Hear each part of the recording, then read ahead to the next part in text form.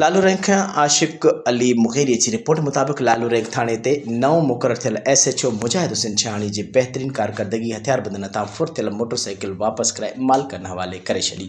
ख़बर मूजिब कुछ ॾींहं अॻु लालू रैंक भरिसां सरदार पेट्रोल पंप लॻे मकलाणी रोड बुखड़वाह खां ॻोठ मकलाणी जे रहवासी आशिक अली वलद लाल बख्श बुलेती खां हथियारबंद मोटरसाइकिल 2020 मॉडल फुर करे फ़रार थी विया हुआ, जंहिंजी वापसी लाइ SHO मुजाहिद हुसैन शाहानी इलाइक़े में चोरनि ख़िलाफ़ रण बारे ॾिनो।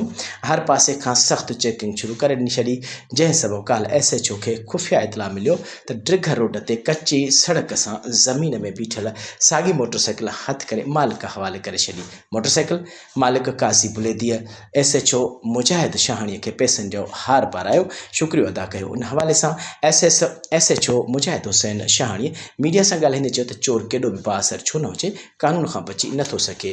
हुन वधीक चयो त फोरू ऐं चोर मुंहिंजे इलाइक़े मां चोरी ऐं फुरू करणु छॾे वञनि, न त बहितर आहे, न त उन्हनि जो अहिड़ो हशर कंदुसि जो ज़िंदगी भर यादि कंदा। हुन वधीक चयो त इलाइक़े में अमन अमान बहाल करणु मुंहिंजो फ़र्ज़ु आहे ऐं अवाम जी ख़िदमत लाइ 24 कलाक मां हाज़िर आहियां।